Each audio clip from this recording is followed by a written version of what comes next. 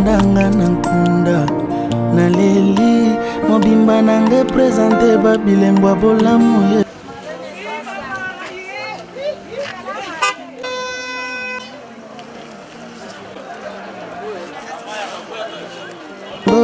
nazelaki na assiste na lapidation nzoka kitema. Oh, surpris, Jésus m'a surpris, agréablement surpris, Jésus m'a surpris. Azabolingwa motema nangai, alongoli soni nangai, yamba nangai, bolingwa motema yamba nangai, alongoli soni ayaya nagangangoye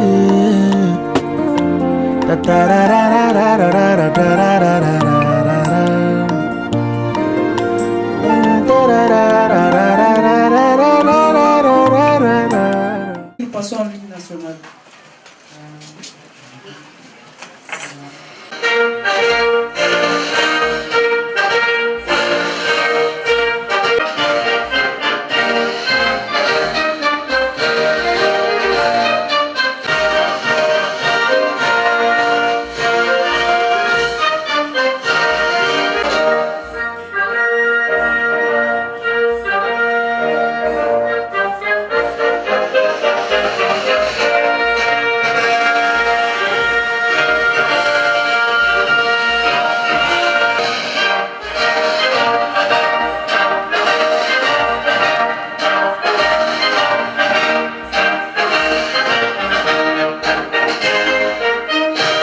Article 384 du Code de la famille, par une affiche apposée devant la porte de notre fils depuis le 20 mai 2025. Et nous ont produit à cet effet chacun une attestation de célibat et un acte de reconnaissance de la dot. Nous allons prier aux différents responsables des différentes familles que nous allons citer de pouvoir se tenir debout devant l'officier de l'état civil pour la confirmation. Voilà l'officier de l'état civil pour pouvoir instruire aux futurs mariés sur les droits et devoirs respectifs des époux. Prêtons au récit, s'il vous plaît. En droit congolais, le législateur avait tout prévu. Comment est-ce que la famille ou les rapports entre les membres de la famille, notamment l'homme et la femme, doivent être articulés. À savoir qui fait quoi dans un foyer et qui est qui. Et lorsque vous aurez saisi la pensée de législateur à la matière, vous allez vivre le paradis sur terre. Que la femme reste une femme et que l'homme reste un homme à la maison. Que chacun respecte sa bande. Tous pour l'unité ou la cohésion de la famille, il n'y aura pas de problème. Le problème arrive lorsque la femme voudrait être un homme ou l'homme voudrait être une femme. Mais ici, la loi va vous dire qui doit faire quoi, qui doit faire qui, quoi, et qui est qui dans un foyer. Et le défaut d'observer ce que nous allons vous lire vous exposerait à des sanctions. Vous êtes sans ignorer qu'à chaque disposition de la loi, il y a une sanction qui est prévue.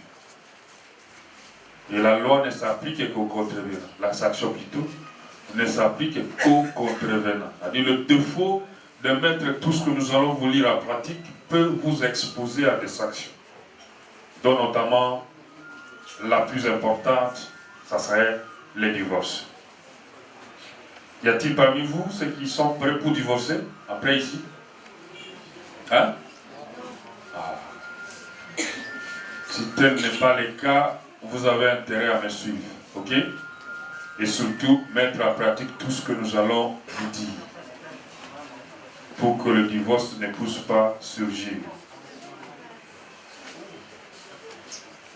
L'article 444 du Code de la famille stipule ce qui suit, je cite, « Les maris et les chefs du ménage. » Point.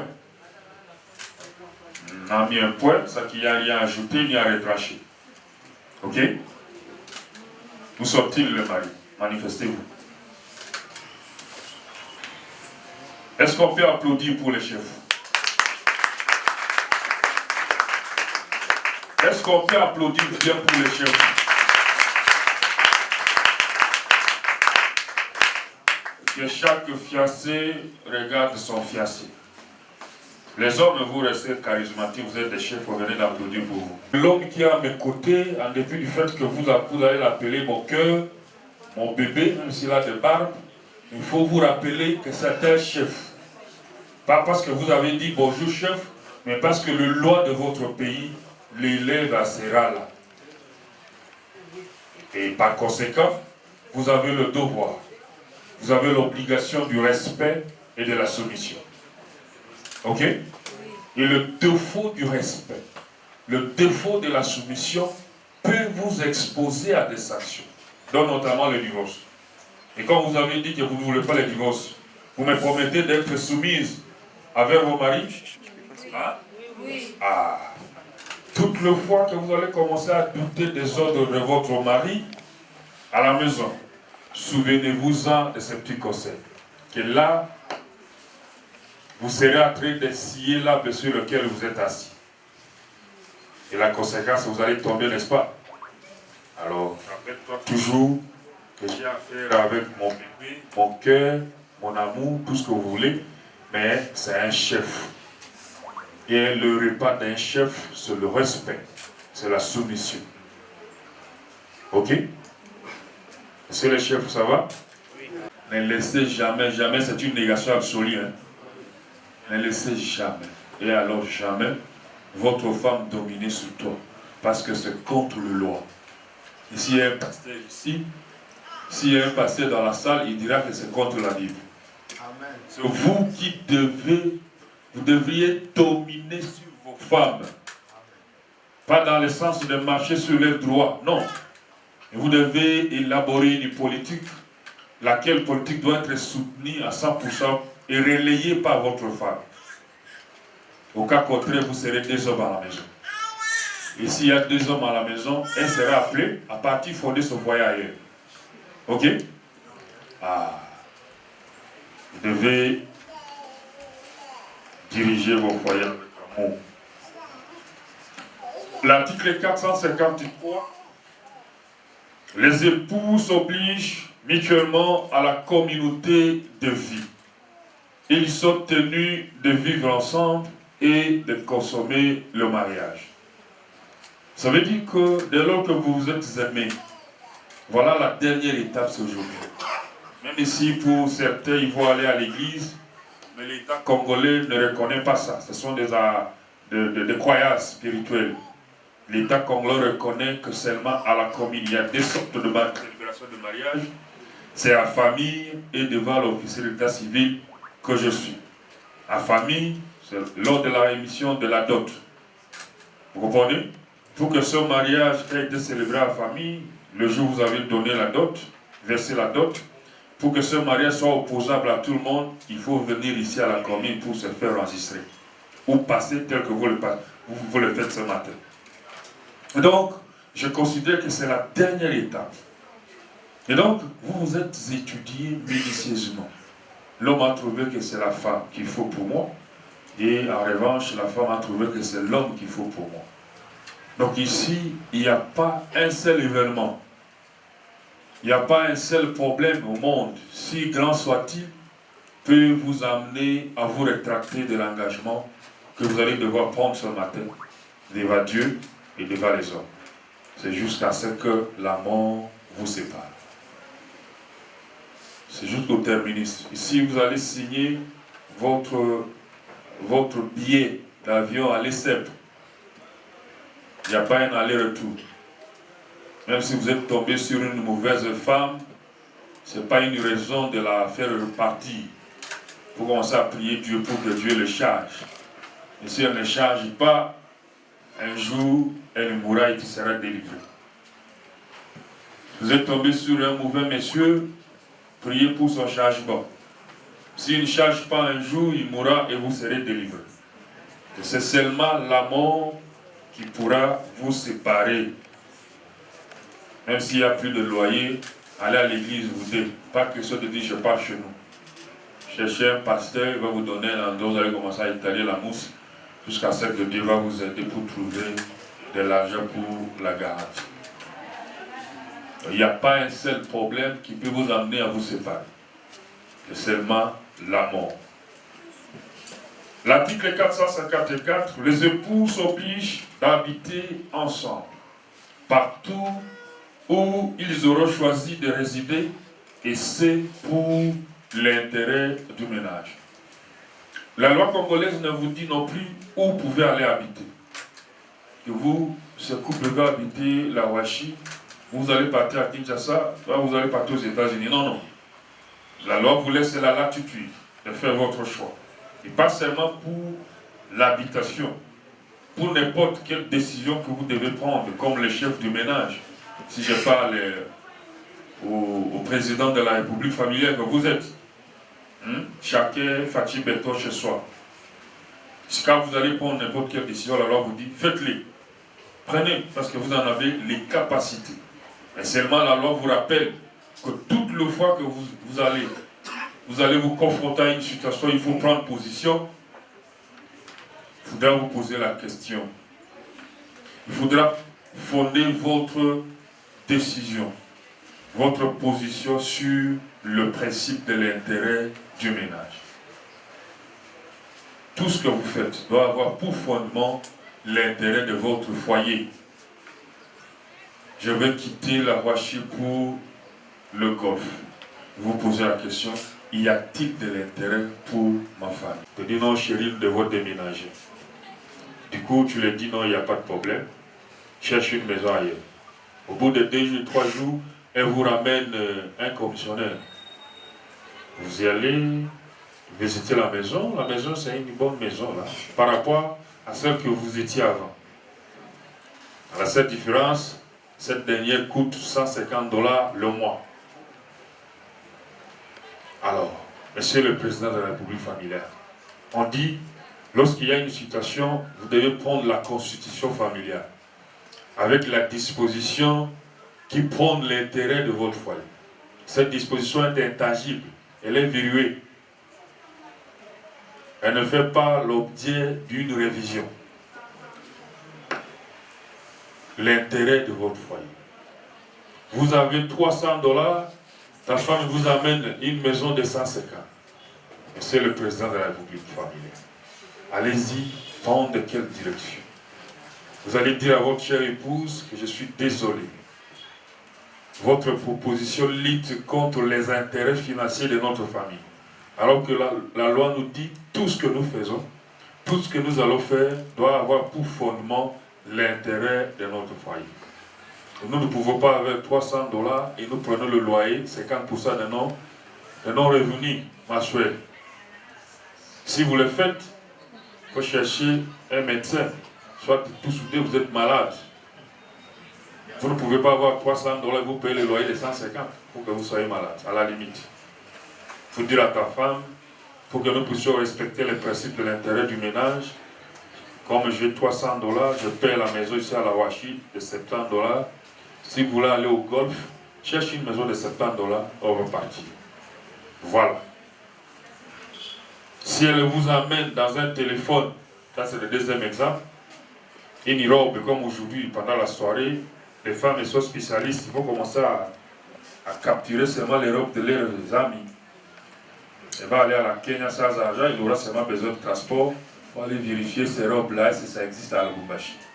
Ça existe, combien? $200. À la limite, 180 qu'on va vous donner. Elle vient vous dire à la maison, et vous connaissez les femmes, elles sont séductrices, n'est-ce pas? C'est comme ça que Dieu les a créées.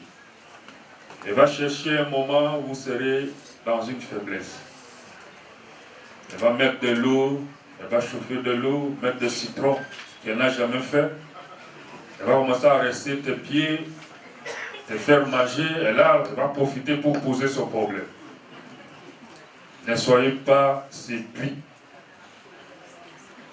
Chérie, j'ai vu une robe qui coûte 200 $, il faut que tu me l'achètes. Alors que vous avez 300 $ ou 500 $ par mois. N'achetez pas. Pourquoi? Parce que l'achat de cette robe risque de violer le principe de l'intérêt du ménage. Non. Lorsqu'on est encore petit, vivez comme si vous étiez petit. Et vous projetez la grandeur. Ici, la loi voudrait vous voir vivre, manger à la hauteur de vos moyens, vous habiller proportionnellement aux moyens que vous disposez, pour que ce principe ne soit pas violé. Ne vivez pas la vie de vos voisins. S'il faut manger l'indaka, il faut manger l'indaka. Ne soyez pas dérangés par les odeurs de votre foyer. Vous ne connaissez pas la profondeur de ses poches. Ok? Contentez-vous de ce que vous avez. Et je vous rappelle que s'habiller bien est le différent de s'habiller cher. On peut s'habiller cher, on s'habille mal. On peut s'habiller moins cher, on s'habille bien. C'est question de respecter les couleurs. Nous devons oublier nos passés. Et prenons ce qui est maintenant. Vous devez vous respecter mutuellement. Et le défaut de respecter son partenaire peut vous amener à des problèmes. Vous devez avoir de la considération les uns envers les autres. Et enfin, vous devez avoir de l'affection. Autrement appelé l'amour.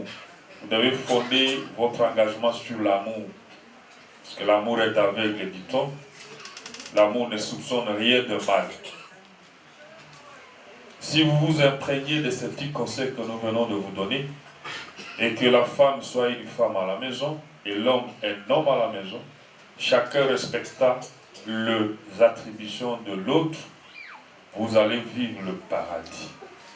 Le contraire, c'est la porte de l'enfer.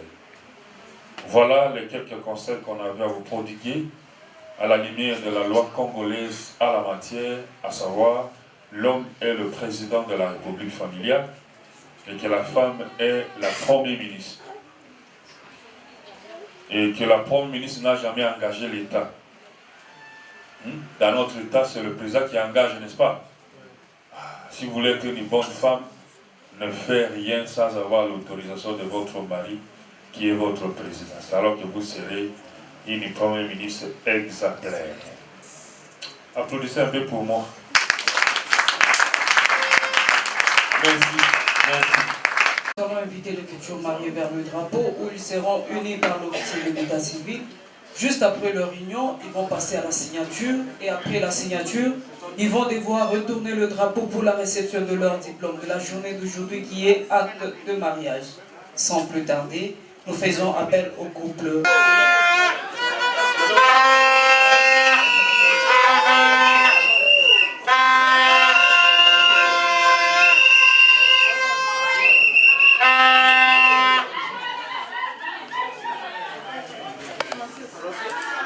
Bruno, foi chato.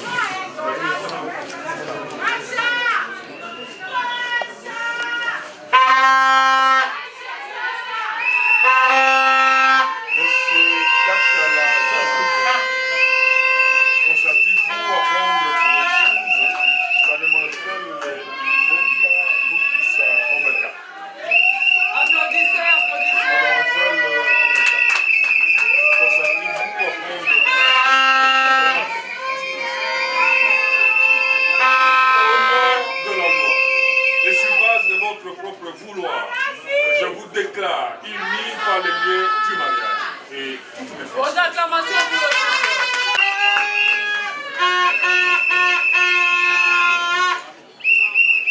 applaudissez, applaudissez pour le